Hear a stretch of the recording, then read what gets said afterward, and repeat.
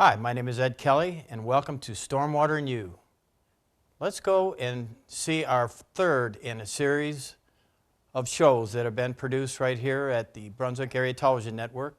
This is our third interactive series of public service programs designed to provide public information and public education on stormwater quality and quantity issues. But first, let's talk about and review what we have had in our first two shows. Our first program discussed how stormwater affects the public sanitary sewers and how infiltration affects residents. On our second show, we discussed how the Medina County Sanitary Engineers works to reduce stormwater flows in the public sanitary sewer system. And now an overview of the Stormwater Phase 2. This is our topic of today's show. The Ohio Environmental Protection Agency created Phase 2 stormwater rules, which mandate that small communities or municipalities having a population density of 1,000 people per square mile establish a stormwater management program. And let's back up and ask what happened to Phase 1 if this is Phase 2. Phase 1 involved the medium to large municipalities with anywhere from 100,000 people or the larger groups, 250,000 people or greater. Now, why do we have to do this? Why is it so important that EPA or the regulatory staff look at communities, especially small communities like Brunswick, the City of Brunswick, and the Brunswick Hills Township? And the idea is to improve the nation's waterways by reducing the quantity of pollutants that stormwater picks up and carries to the storm sewer system during rain events. So this all centers around stormwater and or rainwater and the water quality that results from the washing of storm water into the sanitary sewers. And now, what are some of the requirements that Phase 2 stormwater asks? The operators of the regulated small municipal storm sewer systems, including the City of Brunswick and Brunswick Hills Township, are required to design their program and to reduce the discharges of pollutants to the maximum extent practicable. Also to protect the water quality and satisfy the appropriate water quality requirements of the Clean Water Act.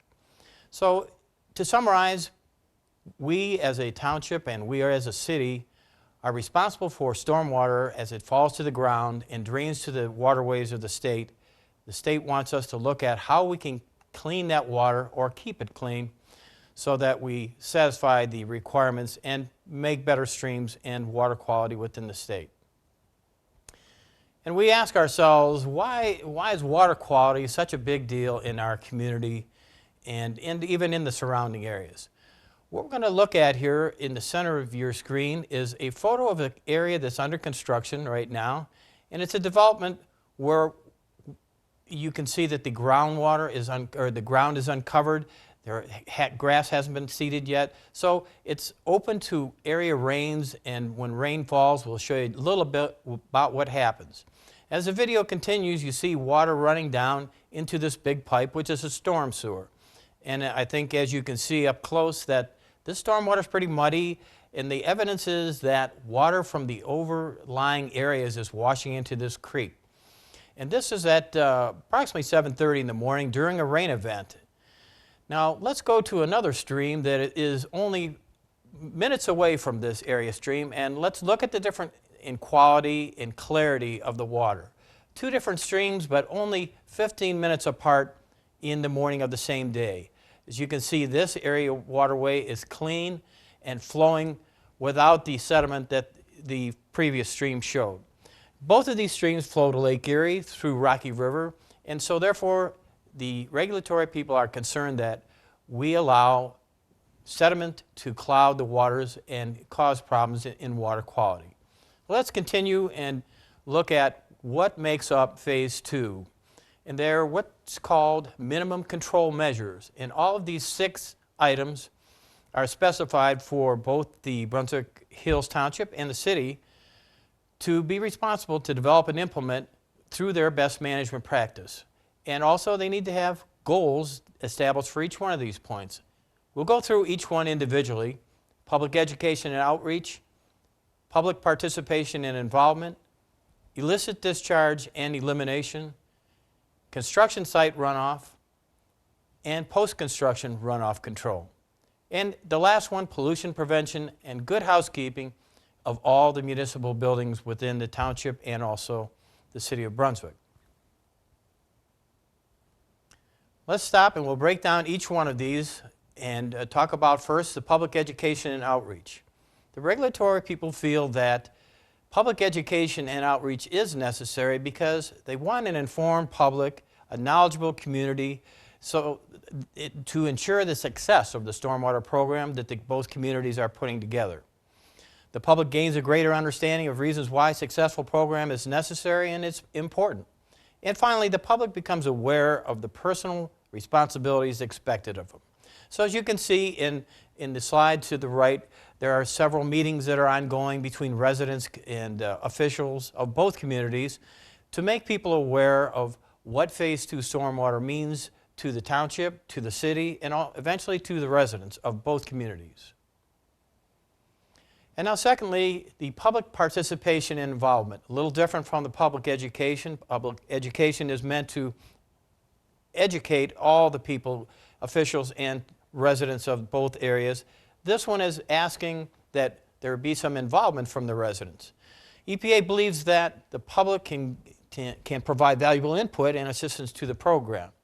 An active and involved community is crucial to the success of the program because citizens who participate in the development and the decision-making process are more likely to take an active role in the final implementation of the program.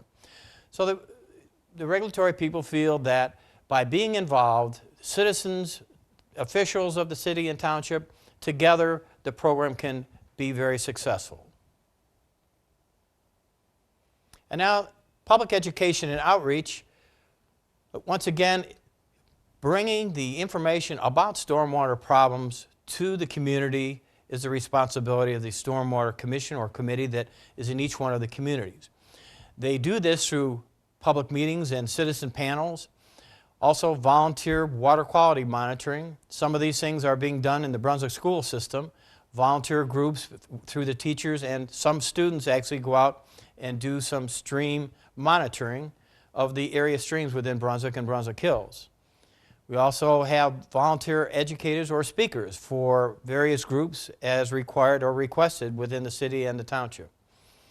Coupled with that are some other items such as storm drain stenciling, and those kind of things are to ensure that residents and community people can understand that the waters that flow down the street into catch basins or basins that intercept stormwater are kept clean, and also that you don't dump material or liquids that shouldn't be in there.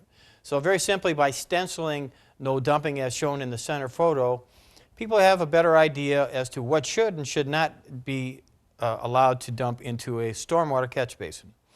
And the last two community watch groups are established in various homeowner associations and various areas of both township and the city to watch what occurs during a rain event, to see if there is a spill occurring that should be controlled and notify the proper stormwater people of both communities. And finally, within the communities there is an Adopt a Storm Drain program, and you can actually be the person or group that oversees a certain area within, possibly near your home or in the area that you live. The next, and one of the important minimum control measures, is illicit discharge and detection, and finally elimination of that. So what is an illicit discharge? We'll tell you what the federal regulations specify, which is any discharge to a municipal storm sewer system that is not comprised entirely of stormwater is considered by the regulatory people to be an illicit discharge. That means water that should not be being discharged to any stormwater conveyance pipe. As you can see in the picture on the top right, the photo has some much dirty water. There's an individual checking this, monitoring, measuring the pipe size, and eventually will fill out a report and report back to the committee. As well as the lower photo, you can see there are sampling requirements to determine what type of wastewater flows are entering the stormwater system. So that can be tracked back to the source and eventually eliminated so that we once again have clean, clear stormwater flowing in our storm sewer system. Some of the sources that occasionally occur in various communities can be effluent from septic tanks, car wash wastewaters that inadvertently go to a storm sewer system instead of the sanitary sewer system. Improper oil disposal, where someone might accidentally or otherwise dispose of oil into a storm drain when it should be contained and disposed of properly. Radiator flushing disposal, laundry wastewaters, and spills from roadway accidents. So some of these are accidental spills, others could be illicit discharges, but the bottom line is illicit discharges are waters that should not be flowing during dry weather in a storm sewer system. These waters eventually affect the local area streams and finally Rocky River and eventually Lake Erie. And now the next parameter, which is construction site runoff control. This is probably one of the largest problems of the area within Medina County, and the reason is there's considerable amount of construction, new home developments, and it's very difficult to control stormwater when, as you've seen in one of the previous slides, when we have barren ground or no cover on it and it rains and then water washes off this cover and eventually flows down the street and flows into a stormwater catch basin. And if we look real close, we'll see drains to waterways stamped right on the cover. Now that doesn't stop the muddy water from flowing off this development, but the bottom line is to show that with not good proper site controls, polluted stormwater can make its way to the storm sewer system. Any of these storm sewer systems, again, are ultimately go to the local rivers, Rocky River, and eventually to Lake Erie. So construction site runoff control is one of the biggest problems that we face in this area. And the main thing is, of course, the sediment that is carried off from the barren ground and is washed off by rainwater and flows through a storm sewer system. Let's look a little bit closer to the construction site runoff and look at some of the areas where this water that flowed into the catch basin and eventually flowed into a stormwater detention basin or a retaining place that will filter some of this water. And as you can see in the center of the photo, we have a family of ducks on their way to go swimming in our stormwater retention basin. But let's follow them along and see what they see when they get to the water banks. Not a pretty sight. This is during a rain event from a local area where sediments are carried into and eventually can fill this basin. And as the water flows into this sediment-laden water, it again can fill this basin and cause homeowners some additional costs in dredging eventually.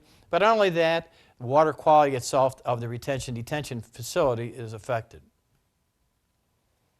Now let's look at another example of construction site runoff in a large construction area in a rain event that occurred on Saturday of a weekend. So let's click on the video and watch as the water falls onto the ground here. But we have a nice silt fence, a capturing device that keeps that runoff from pouring into and around this catch basin. If we look real close down in the stormwater, it's very nice and clean and clear as it flows in the storm system.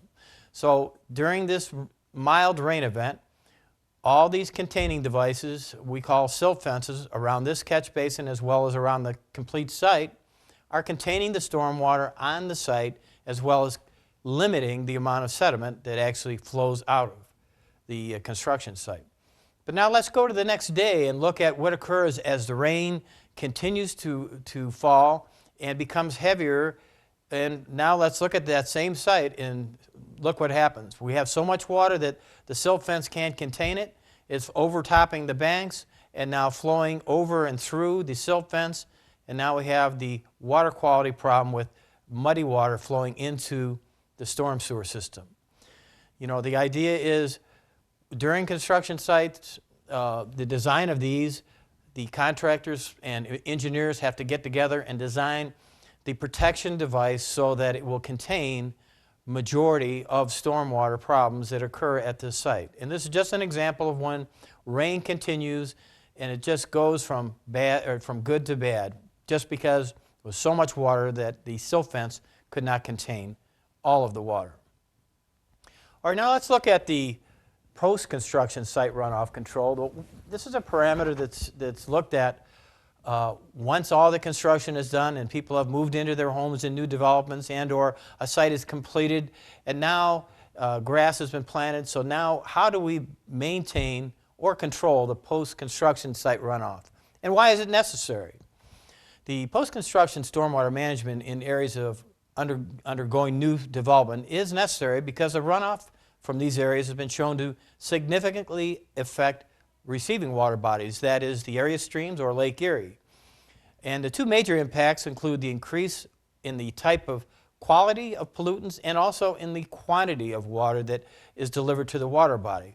As the previous slide showed, the quantity of the rain that fell onto the construction site eventually affected the quality because the silt fence could not contain the water and eventually overtopped the fence. Once again, let's go back to an area that is finally built up. The grass has been planted and homes, people have moved into their homes.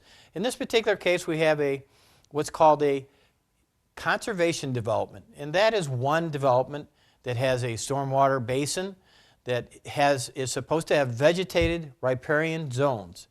And these contribute to the health and aquatic systems of ecosystems by filtering out pollutants and preventing erosion.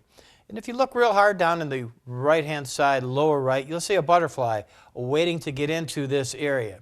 And why is it not seen in the area? If we look real hard on the banks of this particular detention basin in the conservation development, there is no growth along the banks. There is no wildflowers planted. And for whatever reason, the area is mowed, and you can see that erosion is starting to occur around the banks until finally we get to the outlet of this basin. Now, the idea of having a conservation development with vegetated zones is to have long grass, specially planted grass, to filter some of the solids that may run down the bank. So whenever there is no grass or no flowers, no butterflies, you tend to get erosion, and then this water turns, this muddy area here now eventually migrates into the water and creates a water quality problem as it leaves the detention basin.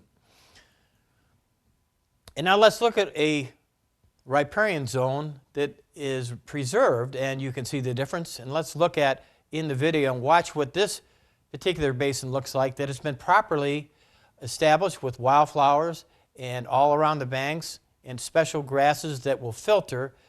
And if you look real hard, you'll see the water is very clear and is very well contained. And of course, as you can see, the butterflies are welcome. And so one of the key things in some of these basins in our areas, whether it be the city of Brunswick or in Brunswick Hills, when a conservation development exists, we need to contain that and make it just that. Plant and allow long grass to filter the area and allow these beautiful butterflies to come back into our area. Okay, the last, but not the least important, is what's called pollution prevention and or good housekeeping. And this pertains specifically to the municipal operations of both the City of Brunswick and also Brunswick Hills Township. Any and all the buildings that are within both of these communities are liable to be looked at by the regulatory people for good housekeeping practices. And why is that important? It's important to the regulatory staff because pollution prevention and good housekeeping is necessary to reduce the amount and type of pollution that collects on the streets, the parking lots, the open spaces, the vehicle maintenance yards, and basically contain those sediments and those problems from entering the storm sewer system. And eventually they result from actions such as environmentally damaging land development and flood management practices. So EPA looks at when they do what's called an audit or an inspection of both the facilities from both communities. They'll come out and look at some of these items on the police and fire departments, the township halls, the various buildings that belong to the municipalities. And here's an example. Let's look at the Brunswick Hills Township building, the city or the township building, and let's look at it in a rain on the left-hand side. And as water sheets down during a rain, a light rain, it kind of flows down the hill behind the building. This is located over on Pearl Road. And as the water continues to flow towards the rear of the building, it sheet flow, as we call it, because it's widespread. Eventually, as the slope moves downhill, the water is contained, and as you can see this grassy area at the bottom of the slope and at the end of the parking area. And any of the muddy water that is drained down or washed off the roadway is contained by this grassy area and held back so that this water, this muddy water, does not discharge into the local area stream. So this is a good example of prevention of pollutant runoff from a municipal operation. One other type of area that the regulatory people are concerned about are all municipal storage yards, whether it be your city buildings where your vehicle maintenance is done or whether it be the township area. When it rains, they want to look at where you store dirt and debris that has been gathered up and watch how when the rain event occurs, you can see this trail of water migrating or washing down into the local area creek. So this is one of the things that has to be looked at and maintained so that these kind of things don't occur. And the way to do that is to contain these type of sediments on the storage yard, no matter where it is. And once again, we'd like to thank you for your interest in viewing this public service program. My name is Ed Kelly. We invite your comments and hope that you'll stay tuned for our next upcoming show, which will be in a couple of weeks.